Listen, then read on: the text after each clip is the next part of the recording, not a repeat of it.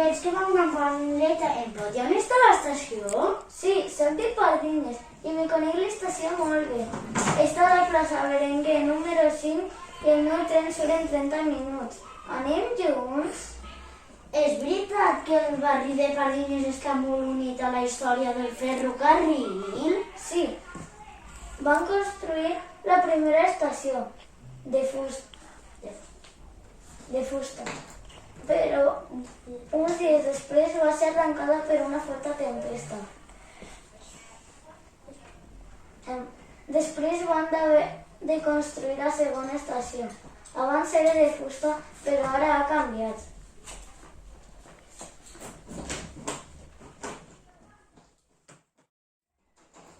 Disculpin, aquest edifici de quin any és?